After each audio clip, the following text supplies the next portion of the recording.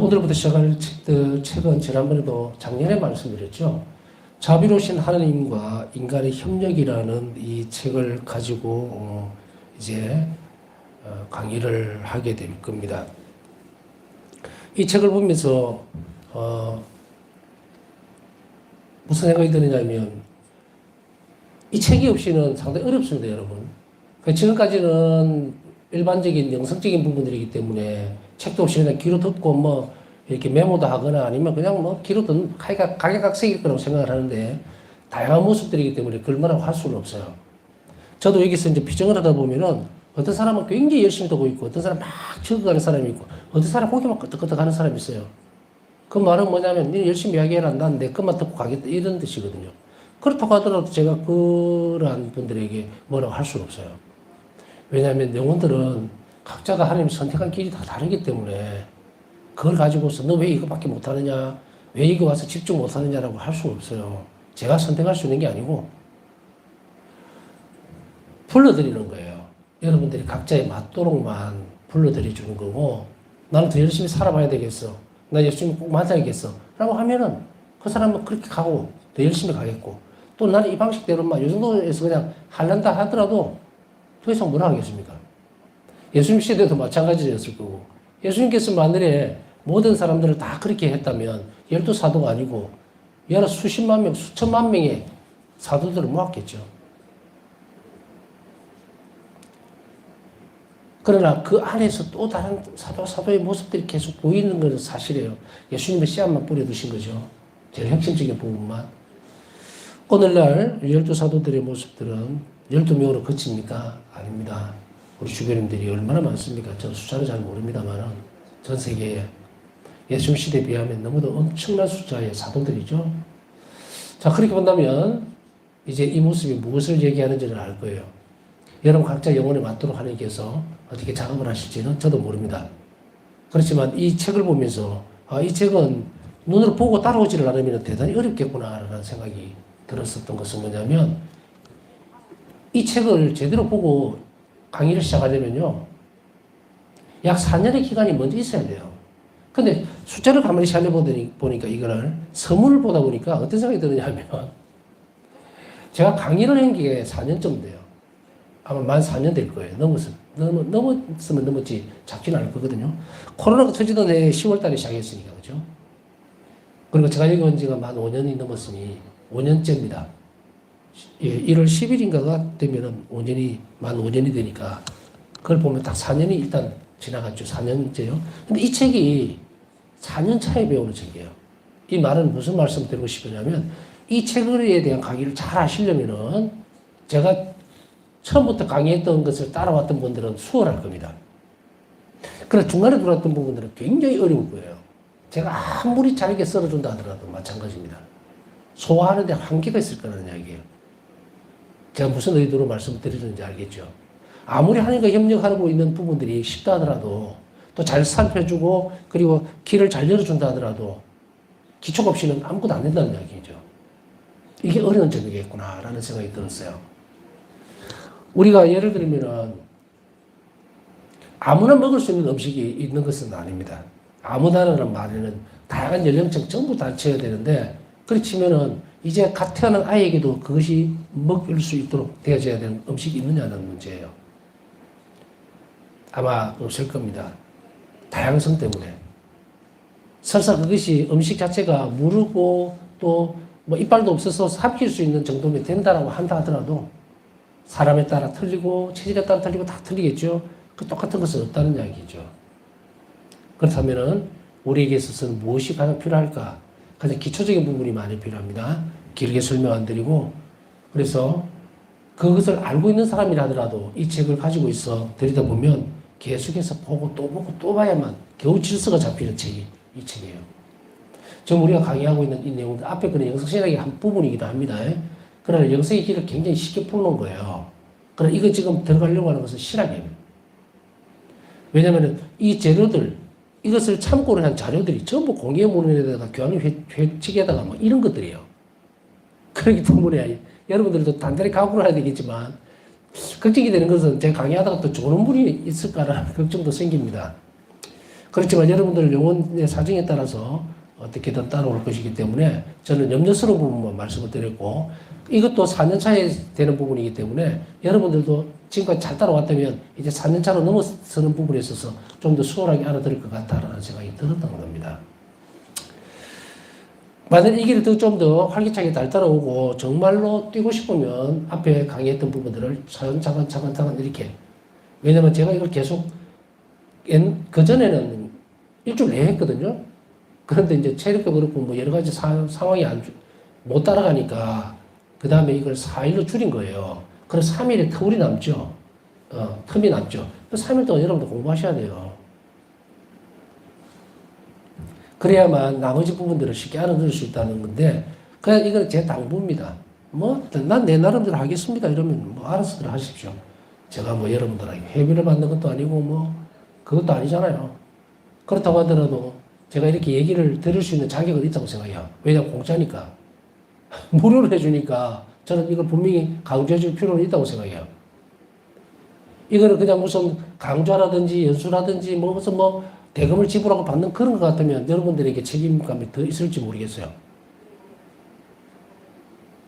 그러나 우리 인생 가운데에서 어떤 이런 부분들을 나눌 수 있어야 된다면 반드시 여러분들도 스스로 책임감을 지고 그게 맞도록 여러분들이 준비를 해서 가는 것은 예의가 아닌가라는 생각이 듭니다. 예의라는 말은 저한테 대한 예의가 아니에요. 이 소중한 하나님 말씀, 그리고 그 길을 열어주신 하나님께 감사드리는 태도라면 그렇게 해야 되지 않을까라고 생각이 듭니다. 자, 이제 여기까지 하고요. 들어가 봅시다, 이제. 우선 자비로우신 하나님과 인간 협력변을 살펴보면 저는 항상 제일 먼저 서문 부분부터를 먼저 봅니다.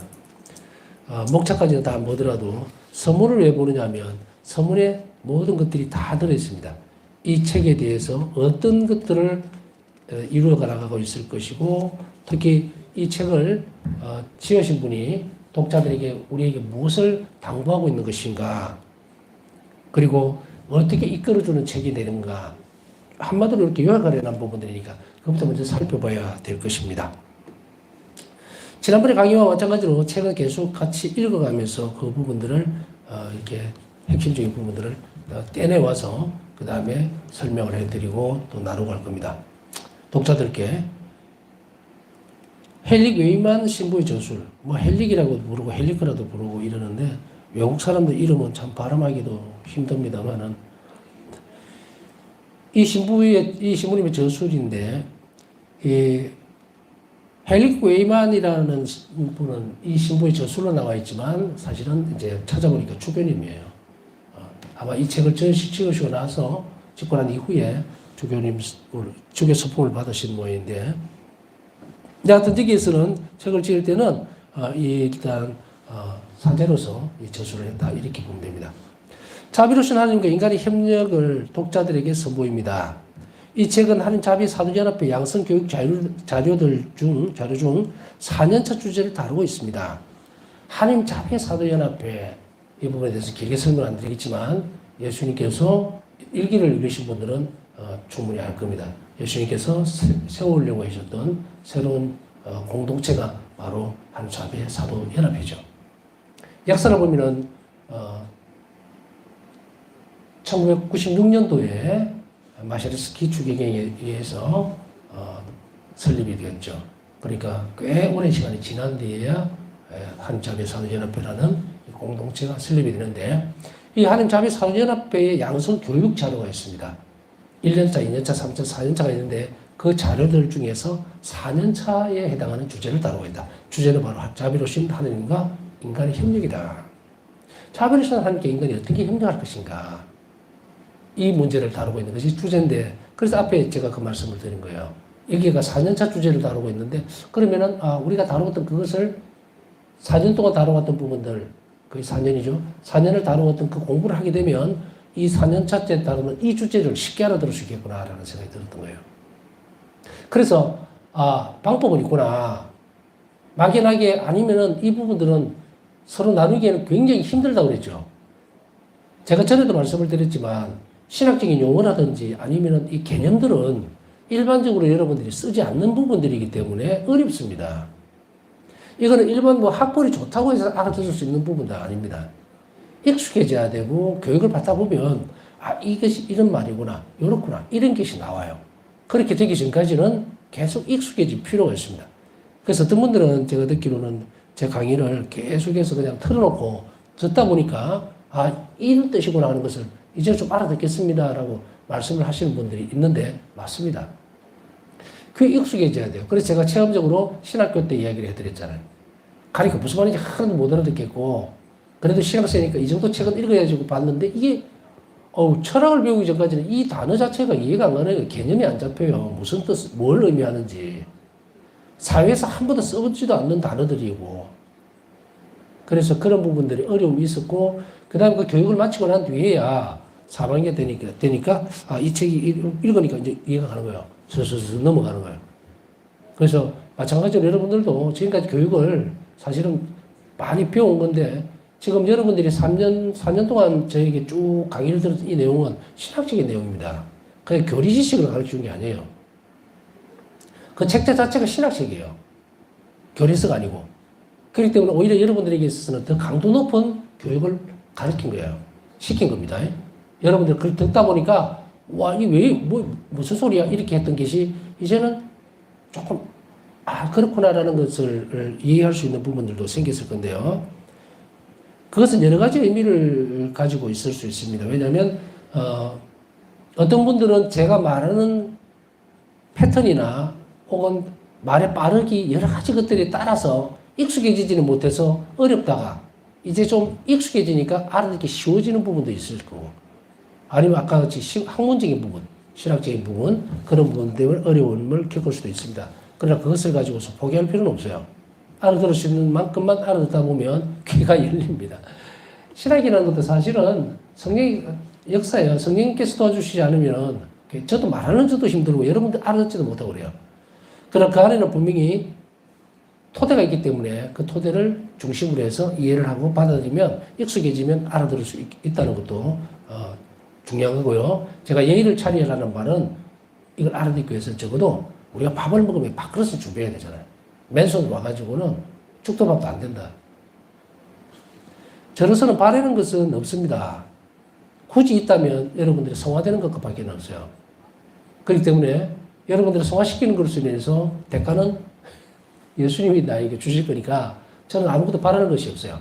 그렇지만 여러분들에게 인간적으로 정말 바란다면 또 혹은 사목자로서 바란다면 진지하고 그리고 아주 뭐라 그럴까요? 조심스럽게 주의 깊게 이 강의를 듣고 내 것으로 만들어 나갔으면 좋겠다. 왜? 이건 하나님을 만나는 길이거든요. 여러분 한 명 한 명이 예수님 만나도록 해주는 것이 가장 큰 기쁨인데 그것을 위해서는 여러분들 노력 없이는 아무것도 안 됩니다. 우리가 지금 좀 지나면 오늘 다루는 부분들 하는 자유의지라는 말을 쓰는데 내 마음대로지 이게 자유의지가 아니에요. 그게 내 자유가 아니다. 그렇기 때문에 내 자유는 오로지 하나님께 향하는 거예요. 하나님께 향하기 위해서 내 스스로 자발적으로 해나가는 것. 그걸 선택하는 것. 그게 자유인데, 나는 안 해도 되고 해도 되고 그게 내 자유라는 것이 아니에요. 그것을 허용해 준 적은 없어요. 그렇지만 인간이 좌측으로 간다, 우측으로 간다는 그 부분에 있어서의 어떤 선택권들을까지 방해하지는 않을 겁니다. 자, 이런 부분들을 이제 찾아서 갈 거니까 여러분들에게 있어서는 적어도 긍정적인 신호로 또 긍정적인 마음으로 따라왔으면 좋겠네요. 그 다음 이 주제와 관련하여 성서적, 신학적 분석을 해주신 저자에게 깊이 감사드립니다. 이 책은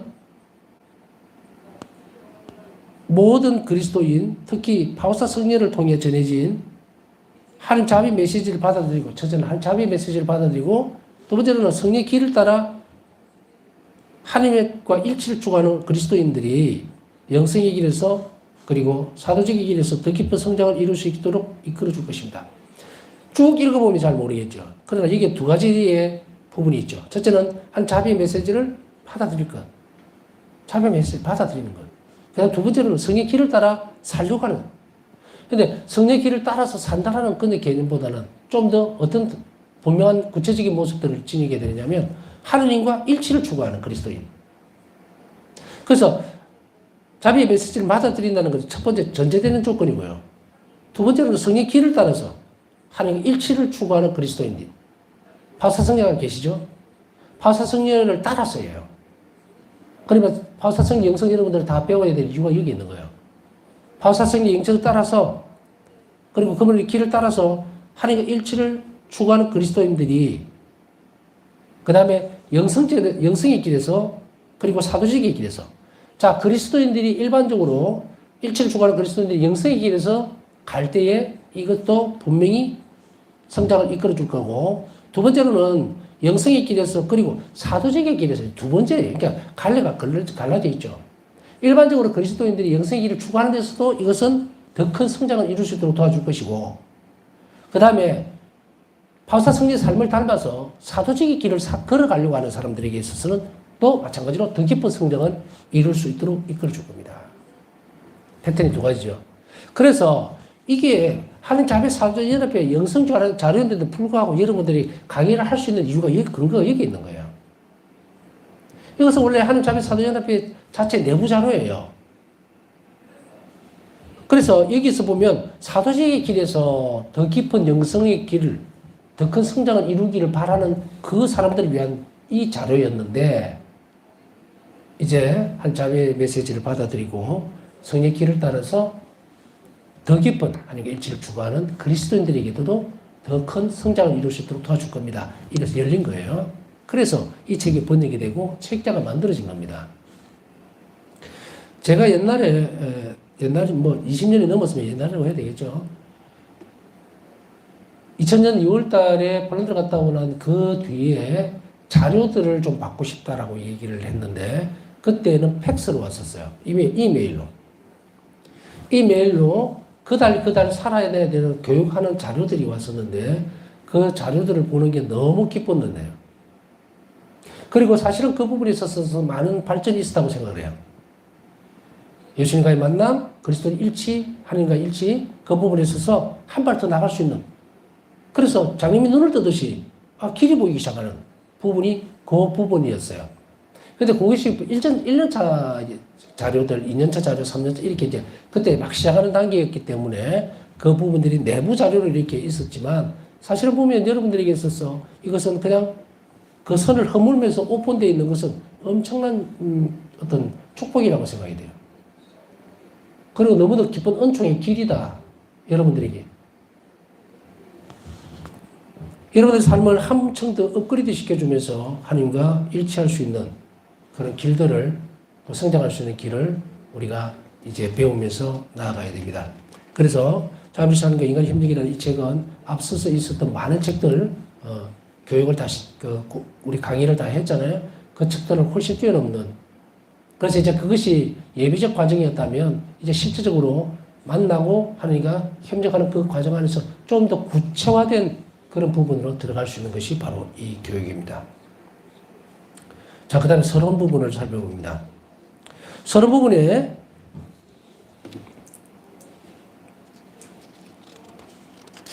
서론 부분은 8페이지죠.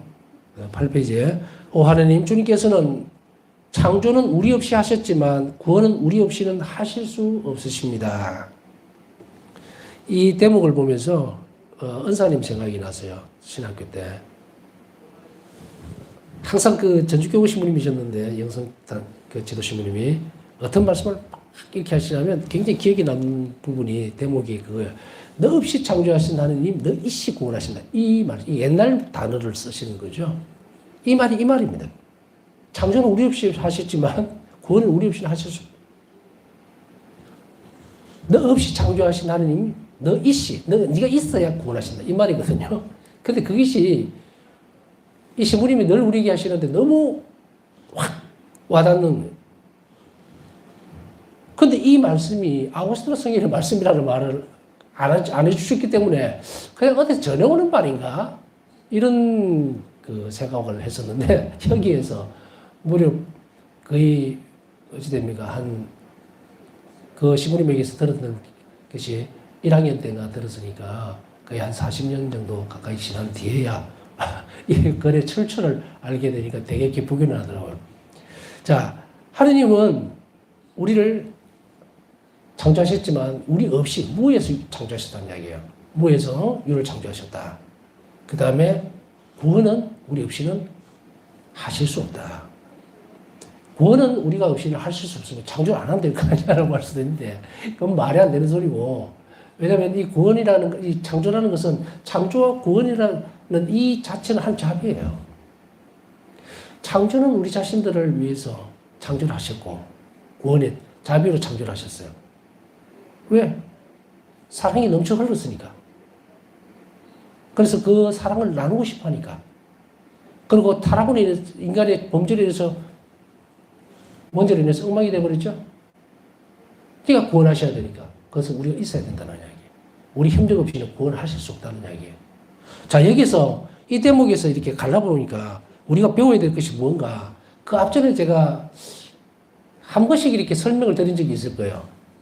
기억나시는지 모르겠지만, 신론, 신관, 인간관, 창조관, 구원관, 이런 말을 쓴 적이 있을 거예요. 이게 바우스트 스승이 이 말씀 안에 보면 신관, 하느님관도 있어요. 신관이 뭔가? 우리가 하느님 누구신가에 대해서 분명하게 한다는 것은 우리가 믿고 있는 하느님은 창조주입니다. 창조주 하느님이에요.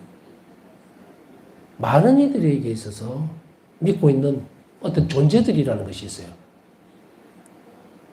불교든 아니면 무슨 뭐 여러 가지 종교들이 많죠. 그 종교들이 믿고 있는 바, 그 신이라는 그 존재가 어떤 존재인가에 대한 확실한 관점이 있어요. 그죠?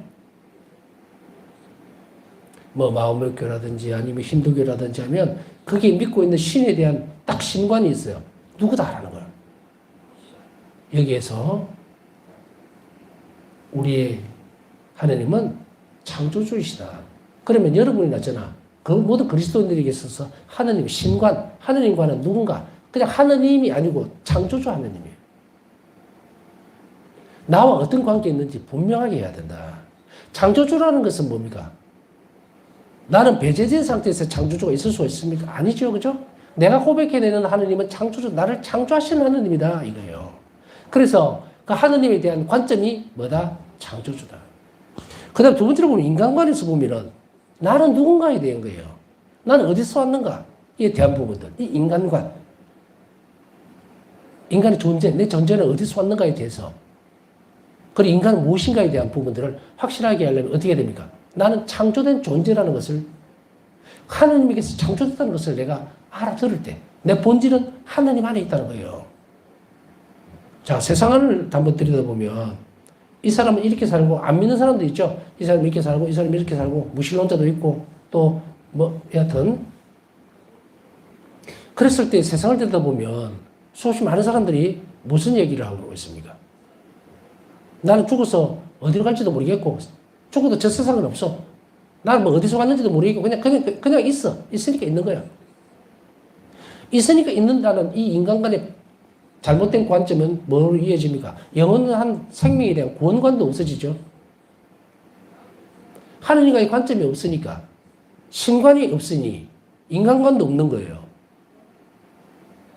자신이 창조됐다는 존재 자체, 내가 창조됐구나 라는 것을 아는고 출발하는 것이 그게 인간관이에요. 바깥에 나가보면 세상에서 살아가는 사람들하고 우리하고 차이가 뭔지 압니까?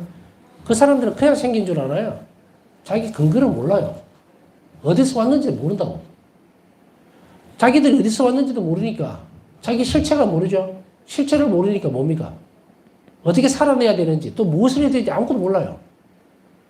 우리는 하나님에게서 창조됐다는 것을 분명히 믿고 그걸 받아들이고 그게 내가 인간이 내거나 하나님 자비로 창조됐구나라고 하면 나는 어떻게 하면 그러면 살아낼 것인가? 왜 내가 창조됐는가에 대한 것을 분명하게 알고 있어요. 그리고 영원한 하나님께 대한 창조된 인간이라는 것을 알게 되면 내가 다시 본질인 하나님께로 가야 된다는 것도 알게 되죠. 이게 구원 또 영원함이에요.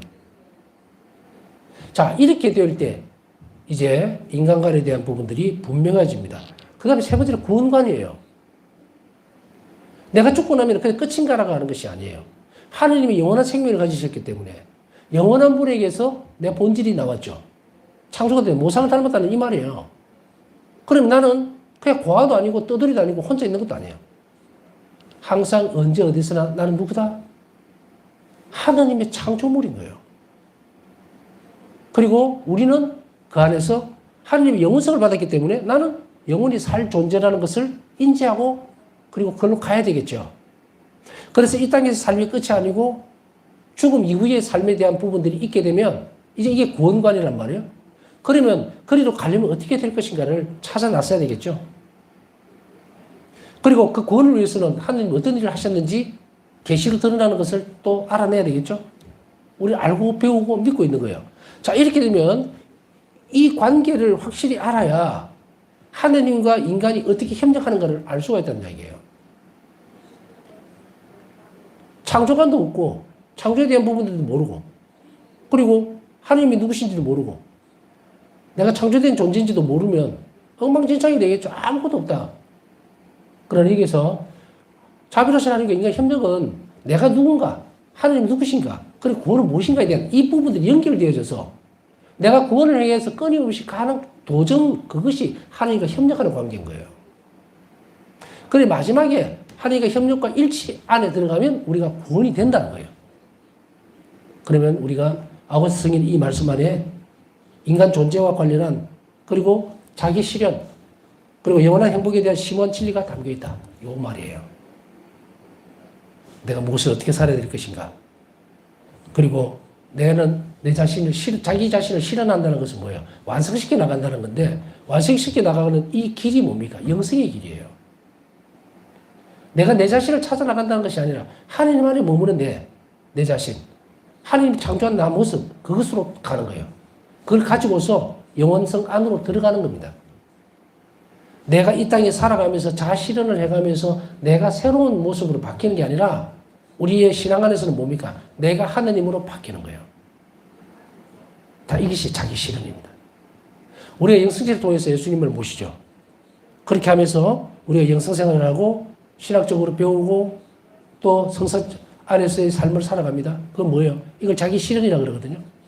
우리가 세상 안에서 보면 자기 실현이라는 말이 상당히 우습습니다. 어떤 것이냐면 세상 안에서의 자기 실현이라는 것은 뭐냐면 누군가가 나를 알아줘야 되고 내 자신을 드러내야 되고 이게 뭡니까? 권력 그리고 뭔가 재물이 있어야 되겠죠? 이게 탐욕적인 부분이죠. 재물 많은 부분들이 바로 여기에서 한정적으로 세상적인 법칙이나 가치관에 매여져 버리죠. 그러나 우리의 실현은 뭡니까? 이 땅 안에서의 실현은 세상의 가치에 연연해 하는 것이 아니고 우리가 하나님 사랑에 기반을 해서 다시 하면 동기가 하나님 사랑에 대한 것이 됨으로 인해서 가치를 만들고 가치 있게 만들어지고 그것이 우리 구원과 연결되어지는 것. 그게 자기 실현이에요. 내가 완전하게 자기 정체성, 자기 실현이 되어지면 우리는 영원한 생명 안으로 들어가는 것. 그게 자기 실현이에요.